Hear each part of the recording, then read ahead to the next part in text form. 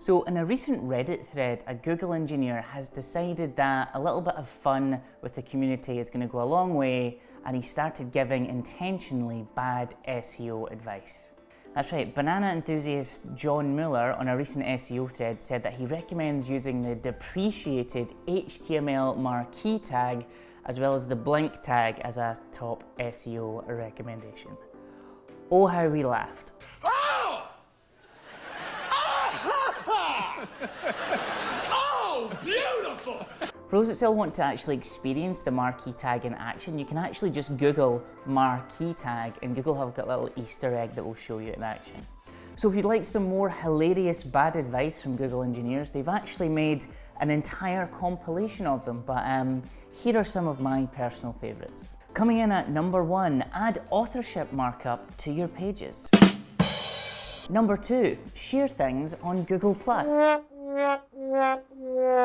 And of course, the all-time number 1 terrible piece of SEO advice is just make content and you will rank just fine. Oh, that's a big tumbleweed. Now, to be fair to John, he really does have an excellent sense of humour. In particular, he had this to say. There's also, which is a great way to add a non-deterministic cloaking, aka Schrodinger's indexing to pages, it drives the web spam team crazy. Oof, I mean, that is some seriously intellectual SEO joke telling. Well done. So, as an SEO, what is a major sign of the apocalypse? The end is near! We are all gonna die! For me, it's when Google starts giving things away for free or decides that they have enough money. So when Google announced it's going to be free for merchants to list products in the Google Shopping tab in search results, well, I was like, excuse me? A baking powder? but yeah, they're actually turning Google Shopping into an organic play once again. So you can list all of your products free of charge inside Google Shopping.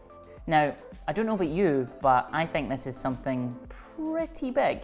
Now, I can just imagine the intern that was given control of the Google Shopping product, sitting around a boardroom table. But what I'd really like to do is something extraordinary. Something big, something mega, something copious, something capacious, something kajunga. But we would be very naive to think that a national corporate that removed their "Don't be evil" tagline were actually doing it for the good of humanity. The real reason, they're doing it because of market share, or at least the lack of market share. So essentially they're scared of Amazon taking more market share and eyeballs from them, so they're making a play to dilute Amazon's market share by offering up products free of charge to merchants. Now, the Canonical Chronicle managed to get an exclusive comment from Mr. Bezos himself, so we asked if he's going to let Google take his market share, and he had this to say. I would love for it to be after I'm dead. All this being said, I'm not going to look a gift horse in the mouth, so if you're a retailer in the US, you can now take advantage of this right now. Simply go to Google Merchant Center and start uploading your product feed. A really interesting part of this decision from Google is that you can now also integrate your PayPal account with Google Merchant Center to speed up this entire process. Now, if you're already paying for shopping ads, you might be like, well, what do I do? Well, it's likely you're probably going to need to revamp your campaigns, as paid and organic are actually going to be shown together, albeit the paid stuff will be at a top prominent listing. Now, I find this a really interesting strategy by the search giant. So now is a really great time for merchants and retailers to take advantage of essentially all that free capital Google can get their hands in order to maintain their market dominance. Just do not expect this to be around for very long. Next up, this week Google launched the first of their lightning talks with videos from Martin Splitt talking about JavaScript and SEO. Now, I watched the entire thing and I have to say, it's pretty impressive. In particular, the video covers the do's and the don'ts of creating links with JavaScript. If you don't have time to watch it, essentially he said, make sure and always have the Ahref attribute in your link. It's fine to dress it up with like on-click events with JavaScript, but make sure that you do not omit the Ahref thing altogether. He also gave advice like, don't use buttons. I guess you're supposed to... I wouldn't do that if I was you. Why? It says press. So you press a thing because it says press? But what he means when he says don't use buttons is don't use a button to load content onto a page that isn't already there.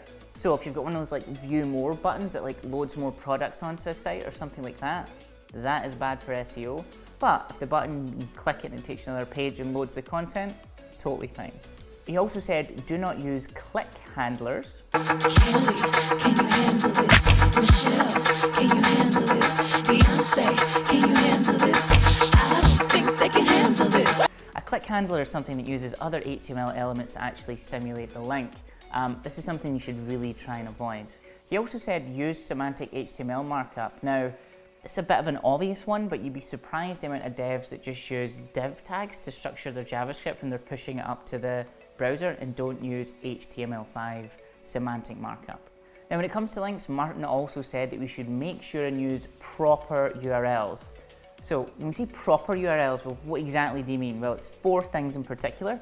A protocol, so HTTP or HTTPS, a host, the domain itself, the path to the specific piece of content, and then a fragment identifier if you want. So that's like the little hash symbol and then somewhere that you want to jump them to inside your content.